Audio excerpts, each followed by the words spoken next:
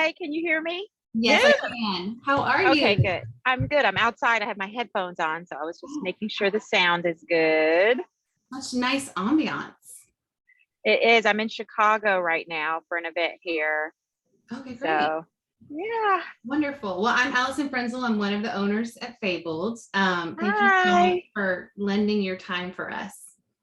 Thank you for inviting me. I'm excited. We are too.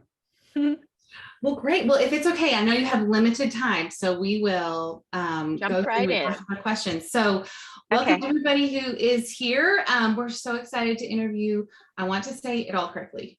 Dolen Perkins, is it Valdez? Yep. Okay, perfect.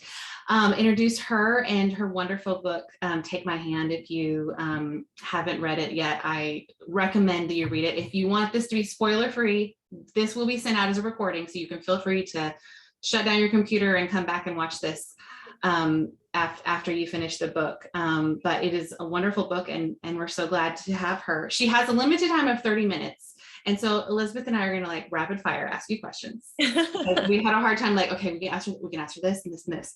But I'm ready. Okay, good, perfect. So for everyone, we're going to let Dolen be here for her time, and then afterwards we'll introduce our next book and answer any questions that anybody has too. So yes, if you have any questions, feel free to put it in the chat, or you can put it in the Q&A and we'll try to get to it. So without further ado, I'll have Elizabeth introduce you. All right, so we're so excited to have Dolen Perkins-Valdez with us. She is a New York Times bestselling author of Wench and Balm. She was a finalist for 2 NAACP Image Awards and the Hurston Wright Legacy Award for Fiction. And she was awarded the first Novelist Award by the Black Caucus of the American Library Association. She lives in Washington, D.C. with her family. We are so excited to have you with us tonight, Dolen. I'll say this was the first book I picked up for our spring books. And I picked it up. I've said this before. I was born in Montgomery. I'm from Alabama, and born around the same time the book takes place. So that's kind of why I picked it up. And I was completely sucked in. I rarely give 5 stars to books. This was an easy 5-star read for me, and I could not wait to talk to you. So I read it back in January, but I've been waiting for this since then. So welcome, and we're so excited to talk to you tonight. Thank you. Thank you for inviting me. Thank you for those stars. I appreciate it. Absolutely. Yes, we don't give our 5 stars out very often, but when one book comes along and deserves it, we definitely do. So I'd love to start with just kind of telling us what inspired you to write the story, especially because it's based on true events, and how you found out about everything. So I knew about the Ralph case for a long time. I knew about these girls. My dad actually graduated from Tuskegee in the late 1960s. So I had grown up not hearing about the Ralph sisters, but I had grown up hearing about the Tuskegee syphilis experiment. Apologize for the siren behind me. But I knew about it, but I didn't know a lot about it. I sort of knew about it superficially. And I actually thought the book had been written because, one second. Okay, it's gone now. I thought that the book had been written because it was so big of a story at that time. It was in every major newspaper, everything from the New York Times, the Chicago Tribune, to the Washington Post. It was really a big deal, but somehow over the last 9 years, it got swept under the rug. So I was really curious about that, but I didn't know exactly. I always say I go down 9 rabbit holes and only one of them becomes the book. So this started out as a rabbit hole, and I went right on down that rabbit hole. But then I began to think about the nurses that worked at that clinic and wondering about what it would have been like to be a nurse at that clinic in the 1970s. And also started to think about this particular moment, 1973, the year that we began to hear about the Nixon scandal, the year after we learned of the Tuskegee syphilis experiment, the year of Roe v. Wade. You know, it was such an important moment in history. I just couldn't shake the fact that I needed to do something with this story. Mm-hmm. Yeah. So how much of the story is based on true events? Where did you decide to take liberties? I know you are a historical fiction author, so it's probably something that you have to wrestle with quite a bit. How did you decide what to put in the story and what to make up? Well, I always am thinking about like what is cohesive enough to be a novel. So I have to change things to make it narratively work. So for example, the actual court case was fought in Washington, D.C. I knew I needed to keep my court case in Alabama, in the federal court there.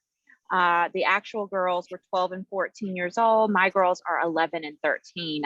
I wanted to emphasize the fact that they're children and that they're vulnerable. So I made them a little bit younger. The actual Ralph sisters had a mom, you know, who and a dad, of both of whom lived in their home with them. I had my mother be deceased because I wanted to further emphasize how vulnerable they were to something happening like this. The actual Ralph sisters had a social worker. I took the social worker out because she got in the way of my story, you know. So I do a lot of things that really just make the story work. And I also say that this is inspired by the history rather than based on the history, because there were certain things that I just sort of didn't want to know. Like because I wanted to use my own imagination. I don't know exactly what disability that younger Ralph sister had. I knew that I wanted to make my India mute because I wanted to further emphasize why the state feels compelled to intervene in her life in the way that they do. So I did, you know, lots of little things like that. I knew a lot of the high level stuff of what happened.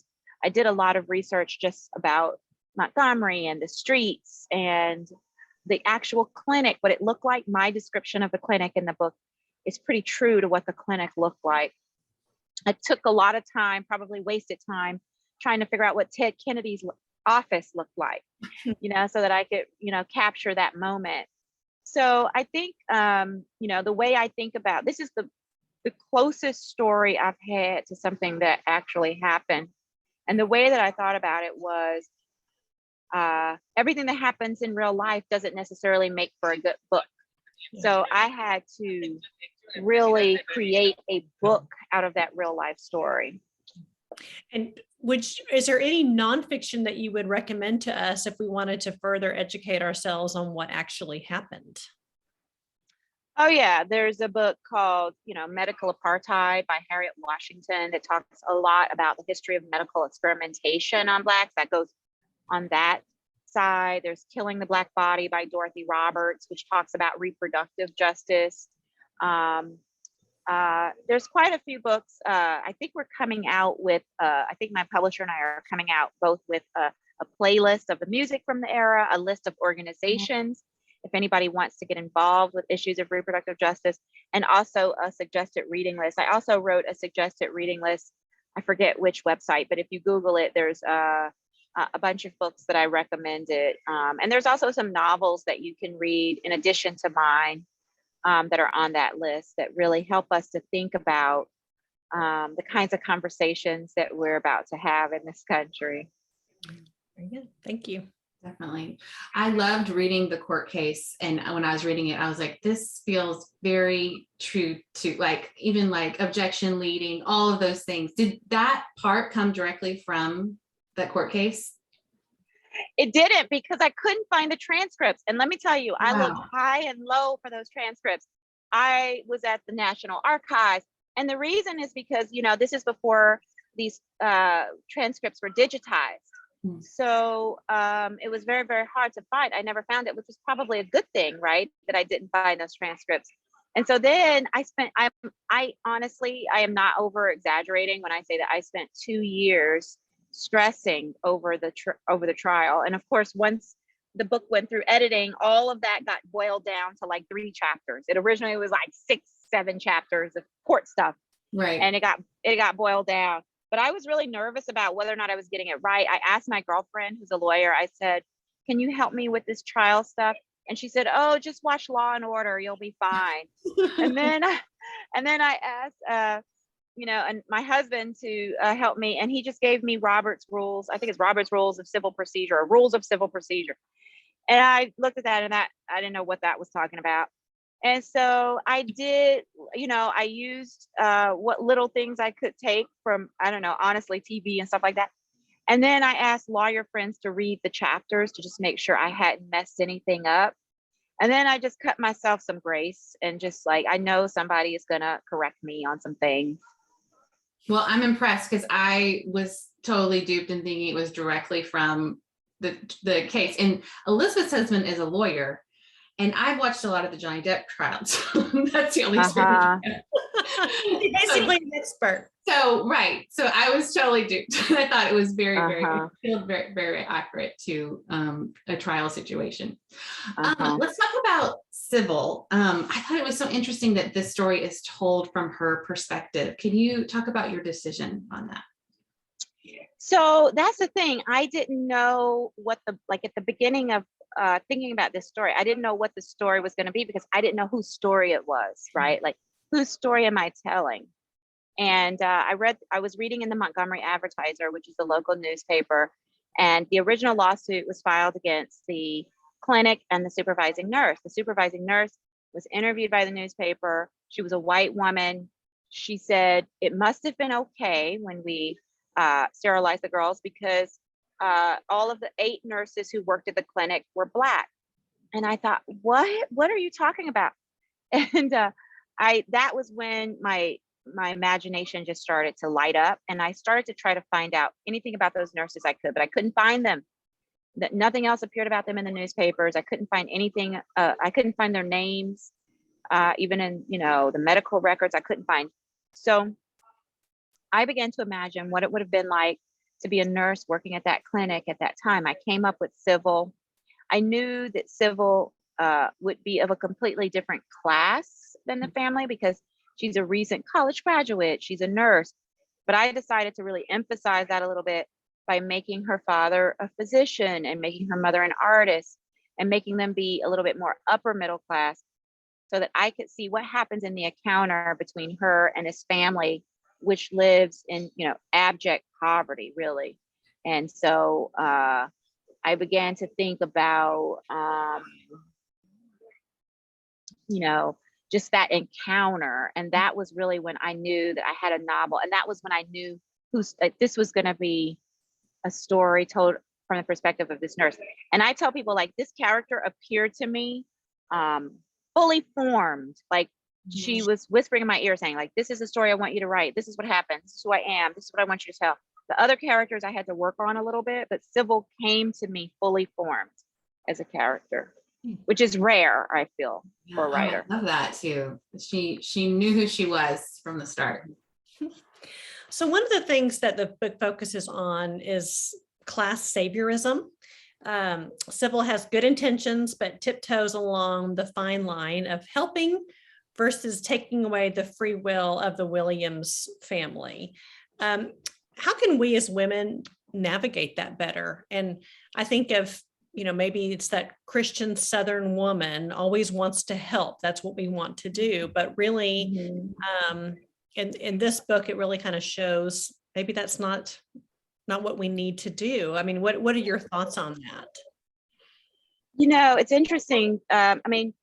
Let's just put aside the fact that Sybil's only 23, right? Like, we have to cut her some grace. She's a young woman. She's fresh out of college. She's naive in a lot of ways.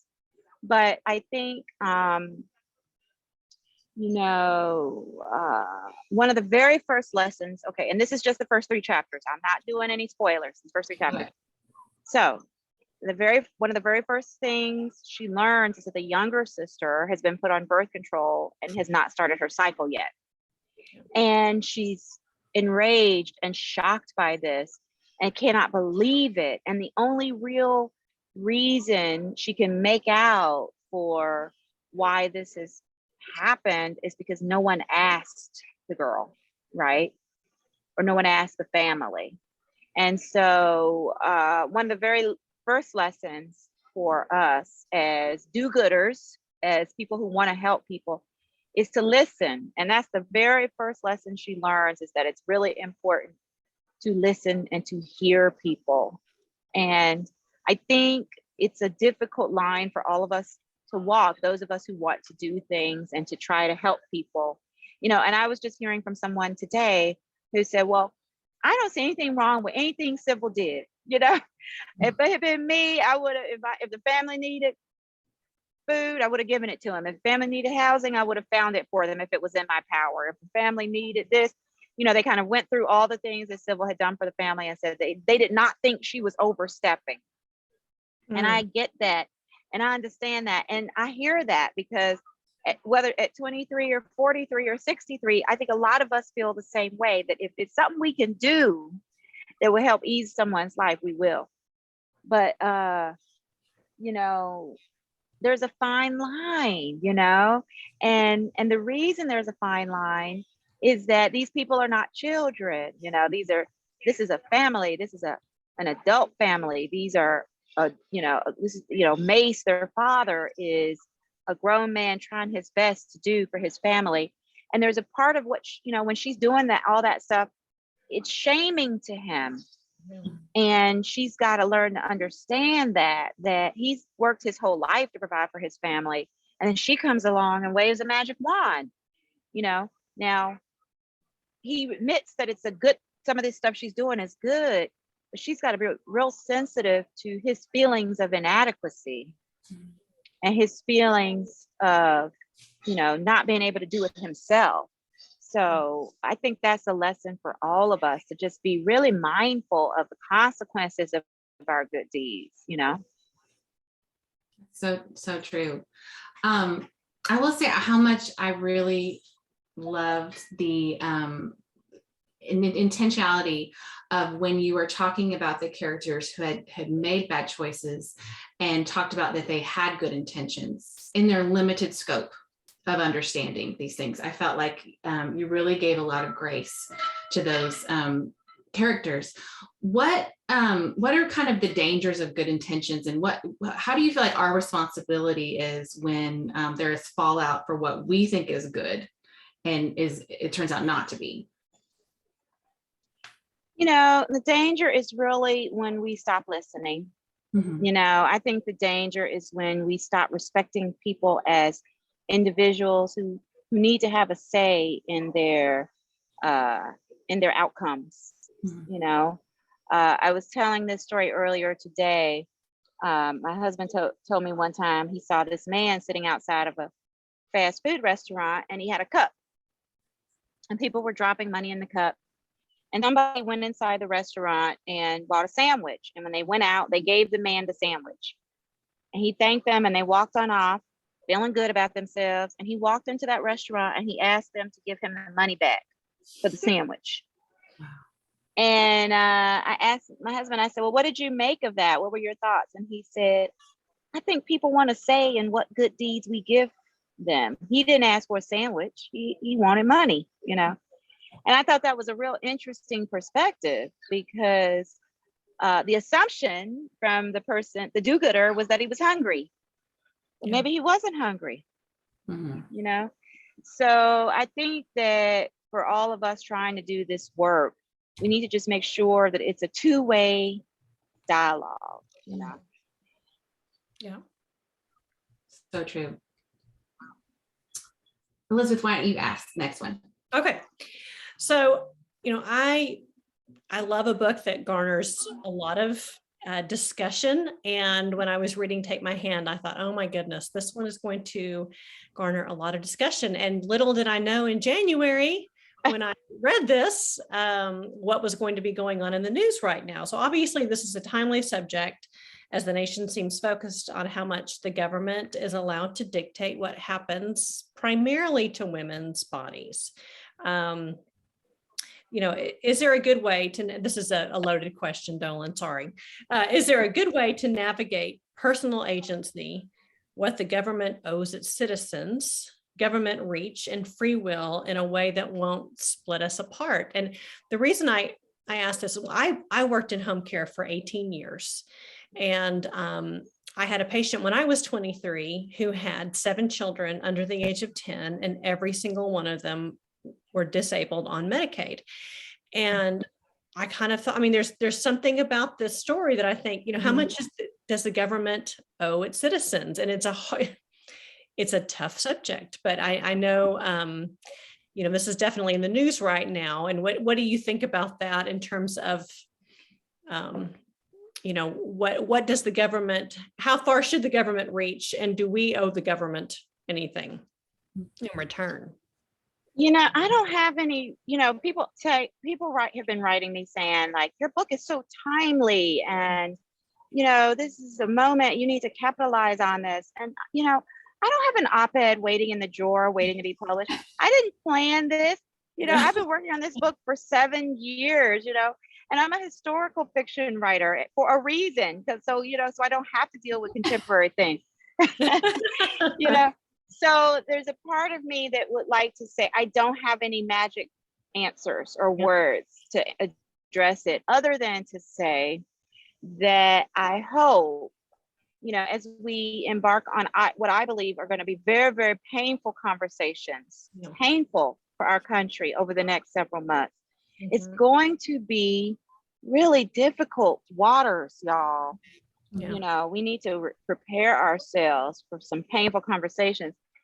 And what I would just like to say is that I hope that this book will add to our consideration of who will be most affected and who really needs to, a lot of us are going to be loud, but the people who really need to be heard are going to be the people who are most affected: poor women, women of color, disabled women, women who are living below the poverty line, women who have hardship.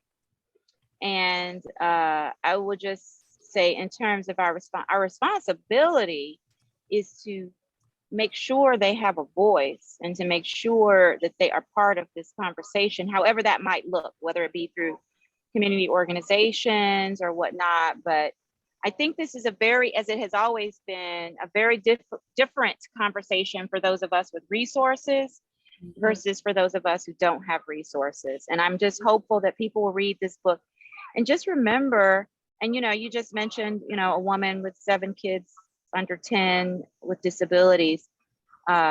Just remember the children, and that's what I love children. I'm a huge, I love, like, I don't want to mother a lot of kids, but I have a great softness in my heart for anyone's child. If I see a child struggling or anything, I'm the first one to help them and be kind to them.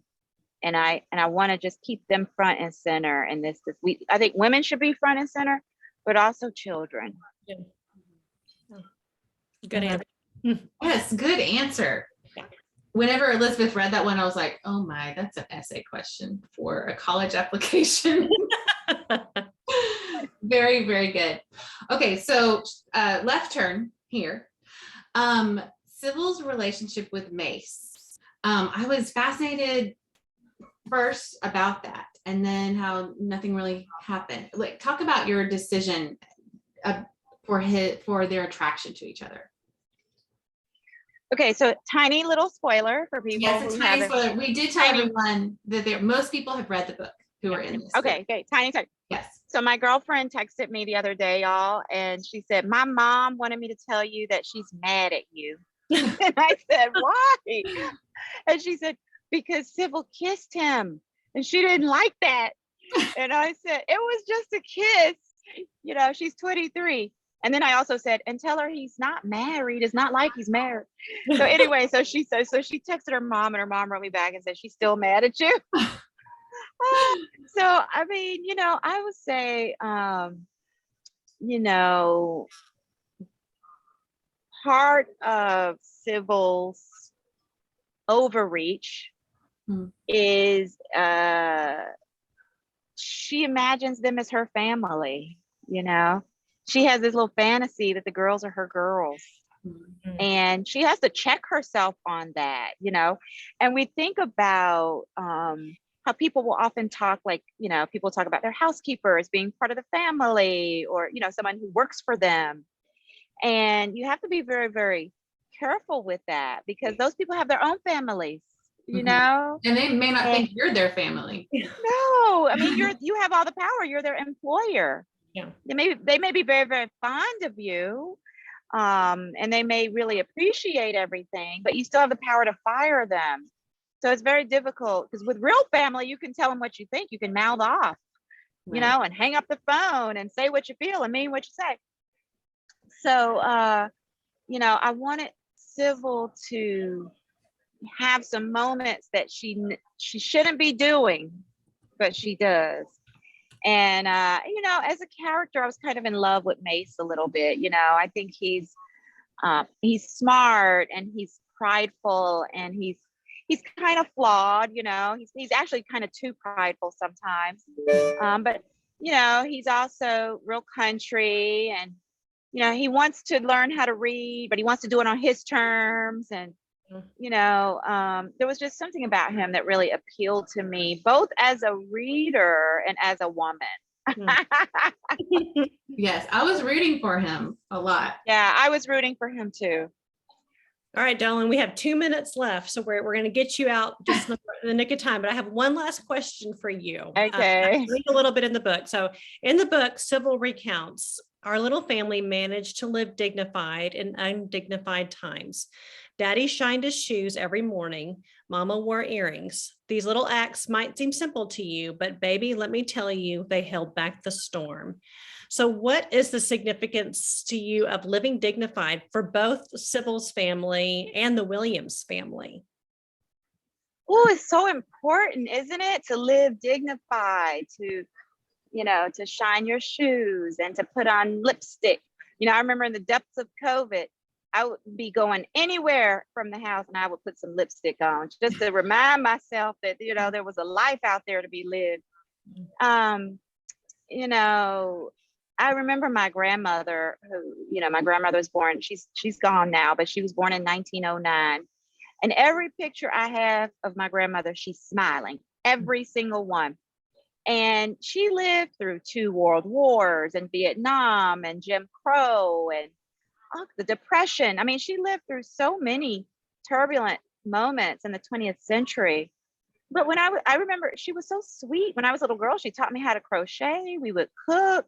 She sewed. She taught me how to sew. This is the reason why I do all that stuff now. I sew and all that stuff because of my grandmother. And she was an optimist. She was, you know, a happy person. And I'm inspired by that optimism. And so the family in this book made me think of, like, you know, my family and how they found joy in the darkest moments, and they had love. And you know, it was those little things. It was putting a tablecloth on the table. I think, you know, for the Williams family, they get that apartment, and it's important that they have a tablecloth, and it's important that, you know, she can sit at a table instead of not having a table to sit at. And so I just really wanted to capture what that means for, you know, families like that, for families who are up against really powerful forces. You know, it doesn't get them down. They still manage to greet the new day with a smile. And that's inspiring to me. And that's still, you know, somebody was asking me about self-care. And I said, you know, I don't have any self-care right now. I need some self-care. I need some candles or something because I'm so tired and exhausted, y'all. Y'all have no idea. But I just try to wake up each morning and find, you know, like right now, right over here, I'm looking at some beautiful tulips. And when I see tulips this time of year, I stop and look at them and I take a little picture and just try to enjoy that. I love it. That's so great. Well, when I first opened the book and read about the mentioning of the song "Take My Hand, Precious Sword," which I feel like I hummed through the whole time when I was reading this book. Could you talk about your choice for the title? Sure. And I will say that in my Memphis signing this weekend, my niece sang it like a cappella, no microphone. I'm going to put it on my Instagram this week. So if anybody wants to follow me, it's just at my name. Because my niece can sing. She's like an amazing singer. I mean, it stunned the room because we were giggling and being silly. And then she opens her mouth and blows the room away. But, you know, it was actually titled by my publicist. who we were trying to think of a title, and I really loved it because it invokes this moment. It invokes the civil rights movement, just like Sybil's name. It's a song of faith. It was written by this songwriter Thomas Dorsey on the occasion of his wife's death, and his wife passes. It was made famous by Mahalia Jackson, later by Aretha Franklin. It's just a real important gospel song in African American history. And also just the phrase, take my hand, you see on the cover of the book, the two girls are holding hands, but it also implies like, take my hand and trust me. And that's what Sybil wants for the family to do. Of course, the trust is broken for the family at one point, but still, trust and community, all of that is part of the book. And when Craig Burke was the one who titled it, I just loved it. That's so great. Well, you've made me love the book even more. Thank you. Absolutely. Well, we will let you go, Dolen. I know you have lots of things to do as you are on your book tour and promoting it, and we will promote it from our side. Oh, thank you so much for joining us. We truly appreciate it. And thank you, everybody who's here. Thank you, Elizabeth. I appreciate y'all, really. I appreciate you, and best of luck to you, Dolen. All righty. Bye. Bye. Well, everybody who is here, we are going to announce our next book and put a couple links in the chat. If you are not new, this is our regular method of doing things. Our next book for June will be Bloomsbury Girls by Natalie Jenner, which you probably already know and possibly love. Her other book, Jane Austen's Society, was one of our favorites last year.